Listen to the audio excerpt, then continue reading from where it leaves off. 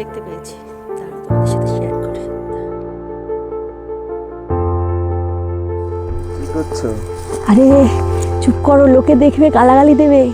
চায়ের ফুল চুরি করছি, দেখো চায়ের ফুল। শিটংয়ের পাহাড়ি রোদে আজ আমাদের দ্বিতীয় দিন। সকালটা কিন্তু শুরু হলো ব্যালকনির এক মায়াবী দৃশ্য দিয়ে, যা দেখে মনটা জুড়িয়ে গেল। আকাশটা যদি আরেকটু পরিষ্কার হতো, হয়তো কাঞ্চনজঙ্ঘার শুভ্র চূড়াটা উঁকি দিয়ে যেত আমাদের। কিন্তু জানেন তো, আক্ষেপ নেই। এইটুকুনি মনে একটা বিশ্বাস ছিল, এসছি যখন তার দেখা একবার নিশ্চয়ই পাবো। আজ কিন্তু আমরা শিটংয়ের লোকাল কিছু সাইট সিন ঘুরে দেখব। তার জন্য ঝটপট রেডি হয়ে নিলাম, ব্রেকফাস্ট করে নিলাম এবং বেরিয়ে পড়লাম। আমাদের প্রথম গন্তব্য মহলদিরাম টি গার্ডেন, যেখানে মেঘেদের দল পাহাড়ের খাঁজে খাঁজে লুকোচুরি খেলে বেড়ায়। চারিদিকে সাজানো চায়ের বাগানের সারি, আর সেই সবুজের বুকে উঁকি দিচ্ছে ছোট্ট সাদা চায়ের ফুল। এই মায়াবী পরিবেশে প্রকৃতি যেন এক শান্ত পাহাড়ি মেয়ে। তার রূপের জাদুতে চারিপাশটা আজ একদম নিস্তব্ধ আর স্নিগ্ধ হয়ে আছে। কুয়াশা আর মেঘের এই লুকোচুরি খেলায় চারিপাশটা যেন কোনো শিল্পীর আঁকা জীবন্ত ক্যানভাস, যেখানে মেঘেরা গান গায় আর প্রকৃতি শান্ত মেয়ের মতো সেই সুর শোনে। আর এই সবুজ পাতার ভাঁজে ভাঁজে ফুটে আছে সাদা চায়ের ফুল, যেন প্রকৃতির গায়ে ছোট্ট ছোট্ট নক্ষত্ররাজি। স্নিগ্ধ সাদা ফুলের সুবাস আর মেঘের আর্দ্রতা মিলেমিশে একাকার হয়ে আছে। সব মিলিয়ে জায়গা কিন্তু আমার ভীষণ ভালো লেগেছে। দুপাশে চায়ের বাগান, আর তার বুক চিরে এঁকে বেঁকে চলে গেছে আমাদের পাহাড়ি পথ। গাড়ির জানালা দিয়ে আসা হিমেল হাওয়া আর কচি চা পাতার সতেজ ঘ্রাণে মনটা যেন এক নিমেষেই হারিয়ে যাচ্ছে প্রকৃতির গভীরে। চলতে চলতে কখন যে আমাদের দ্বিতীয় গন্তব্যে পৌঁছে গেলাম বুঝতেই পারিনি। সবুজ পাহাড়ের কোলে লুকিয়ে থাকা এক টুকরো স্বর্গ, আই লাভ শিটং পয়েন্ট। আকাশ পরিষ্কার থাকার কারণে এখানে এসে এত সুন্দর দৃশ্য দেখতে পারবো সত্যিই ভাবিনি।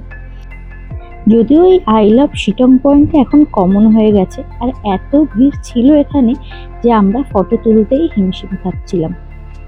এখান থেকে তাকালে চোখের সামনে ভেসে ওঠে হিমালয়ের রূপলি মুকুট কাঞ্চনজঙ্ঘা। এই পয়েন্টে দাঁড়ালে যেন আকাশ আর পাহাড় একাকার হয়ে যায়, যেখান থেকে কাঞ্চনজঙ্ঘার শুভ্র রূপ ধরা দেয় একেবারে চোখের সামনে, যেন হাতের মুঠোয়। শিটংয়ের সৌন্দর্য ছাড়িয়ে আমরা পৌঁছালাম এক শান্ত ও পবিত্র আশ্রয়ে, তারলঙ্গ লেপচা বুদ্ধিস্ট মনেস্ট্রিতে। এটি নাকি 1831 সালে প্রতিষ্ঠিত হয়েছিল। গুগল ঘেটে জানতে পারলাম প্রায় 350 থেকে 400 বছরের পুরাতন। বলতে পারেন এই অঞ্চলের সব থেকে পুরাতন মনেস্ট্রি। ভেতরে প্রবেশ করতেই মনটা যেন কেমন শান্ত হয়ে গেল। পরিবেশটা এতটাই সুন্দর, আর এখানে একটা গোয়াল ঘরও ছিল। আস্তে আস্তে এগোলাম আমাদের গন্তব্যের দিকে। চারিদিকটা এতটাই সুন্দর যে চোখ ফেরানোই যাচ্ছিল না। আস্তে আস্তে আমরা মনেস্ট্রির ভেতরে প্রবেশ করলাম, আর সামনেটাই এত সুন্দর, ভেতরে গেলে না জানি কতটা সুন্দর হবে। শান্ত পাহাড়, পাইন গাছের সারি, আর এই শতবর্ষ মনেস্ট্রির প্রার্থনা চক্রের শব্দ, সব মিলিয়ে এক অদ্ভুত প্রশান্তি।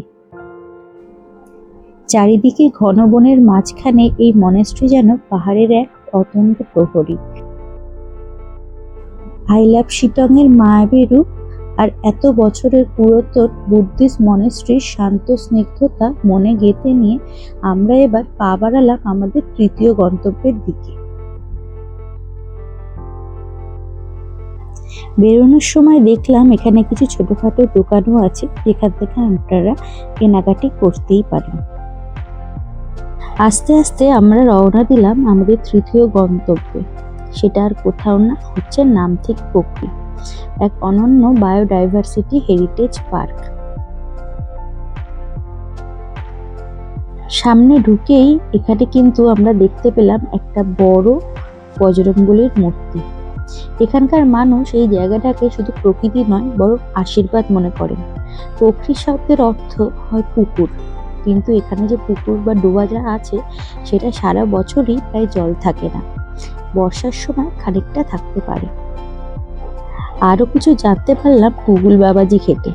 এখানে নাকি বিরল হিমালয়ান স্যালামান্ডারের দেখা মেলে, যদিও ভাগ্যে থাকে। দেখতে নাকি অনেকটা ওই কিটিকিটির মতো হয়। এখানে ঢুকেই প্রথমে পাইন গাছের সারি চারিদিকে আপনাকে ঘিরে থাকবে, আর তারপরেই দেখবেন সারিবদ্ধ সিনকোনা গাছ। মনে আছে ছোটবেলায় পড়েছিলাম ম্যালেরিয়ার ওষুধ তৈরি হয় ওই গাছের ছাল থেকে? সেই ইতিহাস যেন এখানে জীবন্ত হয়ে আছে। যত ভেতরে এগোচ্ছিলাম তত শুধু চারিদিকে সিনকোনা গাছের সারি, আসতেই ইচ্ছা করছিল না জানেন। চারিদিকে ঘন পাইন বনের ছায়া, আর তার মাঝেই রয়েছে এক পবিত্র শান্ত মন্দির। এখানকার পরিবেশটা এতটাই পবিত্র যে মনটা এক নিমেষেই শান্ত হয়ে যায়। ওপরে নিচে যেদিকেই তাকাবেন শুধু সবুজের সমারোহ আর পাইন গাছের সারি আপনার মন কেড়ে নেবে। মন্দিরটা ঘুরে দেখতে বেশ ভালো লাগছিল, আর চারিদিকটা বেশ শান্ত। এখান থেকে একটু প্রণাম করে নিয়ে আস্তে আস্তে নিচের দিকে চলে গেলাম, কারণ এবার আমাদের গন্তব্য, আমাদের চতুর্থ স্থান কমলালেবুর বাগান, যেটা দেখার জন্য সমস্ত মানুষই এতক্ষণ ধরে অপেক্ষা করে আছে। জানিয়ে রাখি, আমরা কমলালেবুর বাগানে গিয়েছিলাম ডিসেম্বর মাসে, মানে ওই 24শে ডিসেম্বর নাগাদ। মানে নভেম্বর থেকে ডিসেম্বর জানুয়ারি পর্যন্ত আপনারা পুরো কমলালেবু গাছ কমলা রঙই পাবেন। এই সময় আকাশটাও বেশ পরিষ্কার থাকে, দুটো মিলিয়ে আপনারা প্রকৃতিকে খুব ভালোভাবে এখানে উপভোগ করতে পারবেন। যদিও বা অনেকে বর্ষায় আসাটা বেশি পছন্দ করেন, তখন অবশ্য কমলালেবু আপনারা দেখতে পাবেন না। চতুর্থ গন্তব্যে পৌঁছে আমাদের চোখ ধাঁধিয়ে গেল প্রকৃতির এক অপূর্ব কারুকার্য দেখে। চারিদিকে সবুজের সমারোহ, আর তার মাঝে যেন আগুনের গোলার মতো ঝুলে আছে অজস্র কমলালেবু। বাগানে পা রাখতেই চারিপাশের দৃশ্য দেখে মনে হচ্ছিল যেন কোনো দক্ষ শিল্পী তার রং তুলি দিয়ে সবুজ ক্যানভাসে হাজারো কমলা রঙের বিন্দু এঁকে দিয়েছেন। নিচ থেকে গাছের মগডাল, যেদিকেই চোখ যায় কেবল থোকায় থোকায় ঝুলে থাকা রসালো কমলালেবুর হাতছানি। ঘন সবুজ পাতার আড়ালে লুকিয়ে থাকা সেই কমলা রঙগুলো রোদের আলোয় যেন আরো উজ্জ্বল হয়ে উঠেছিল। সারিবদ্ধ গাছের প্রতিটি ডাল ফলের ভারে নুয়ে পড়েছে, দেখে মনে হচ্ছিল প্রকৃতি নিজের হাতে সব সাজিয়ে গুছিয়ে রেখেছে। বাইরে টাটকা পেরে রাখা কমলালেবু স্তূপ দেখে একটা আনন্দ হচ্ছিল। সবে গাছ থেকে পেরে আনা লেবুগুলো ওখানে বিক্রি হচ্ছিল।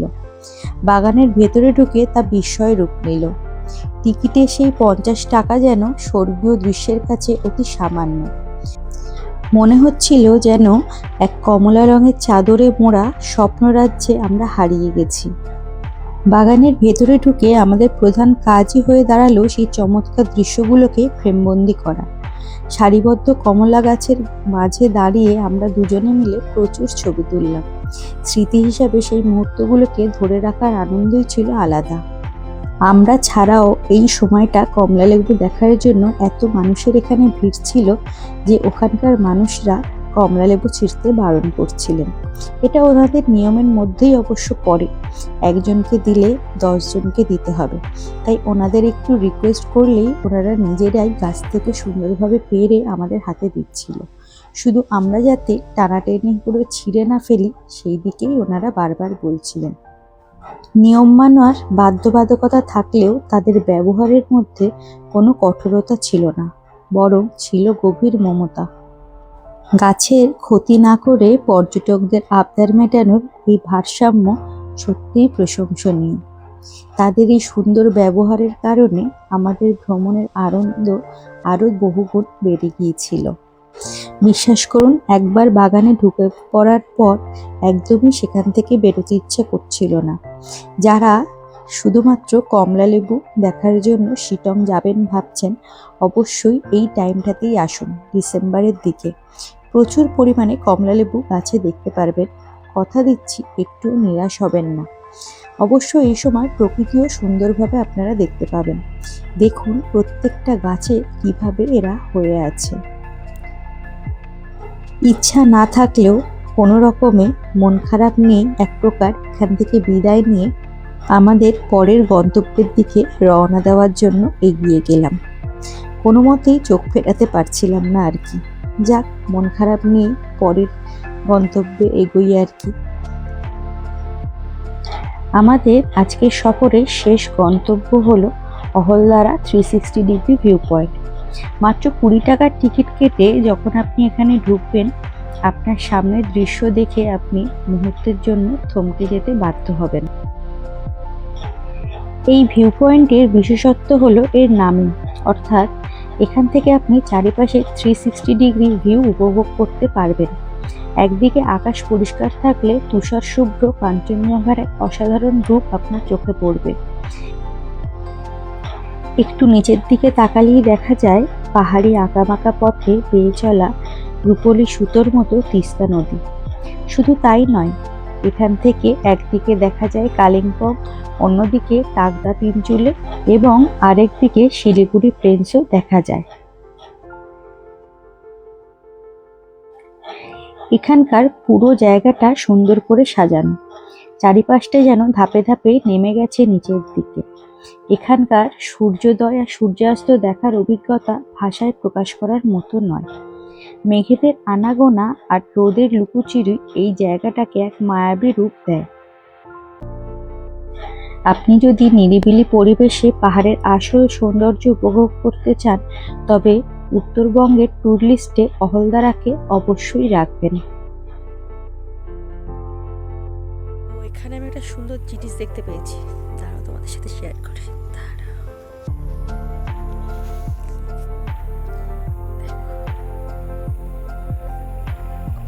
আজকের দিনের সেই মায়াবী সৌন্দর্য চোখে নিয়ে আমরা হোটেলে ফিরে এলাম। তখন অলরেডি অনেকটাই সন্ধে হয়ে এসছে। খাবার আমাদের জন্য আগে থেকেই রাখা ছিল, কারণ সেটা প্যাকেজে ইনক্লুড ছিল। খেয়ে দিয়ে নিয়ে দুজনে হোটেলের চারিপাশটা একটু ঘুরতে বেরোলাম। রাতের হোটেলটা যে এত সুন্দর লাগবে সত্যিই ভাবতে পারিনি। আচ্ছা বলে দিই, আমরা কিন্তু ছিলাম রয়্যাল ভিউ হোমস্টেতে, যেটা আগমনীদি দেখাশোনা করেন। আমি নাম্বার দিয়ে দেবো, আপনাদের লাগলে আপনারা কন্ট্যাক্ট করে নেবেন। এখানে আর একজন ছোট্ট মেয়ে থাকে, মমতা বলে, ভীষণই মিষ্টি একটা মেয়ে এবং ব্যবহারও ভীষণ ভালো। আমাদের কিন্তু গাড়ি ভাড়া বাদ দিয়ে থাকা খাওয়া নিয়ে টোটাল 1300 টাকা করে পার হেড পড়েছিল।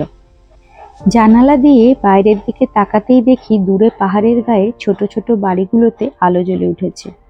অন্ধকারে পাহাড়ের এই আলোগুলো ঠিক যেন আকাশের তারার মতো মিটমিট করছে।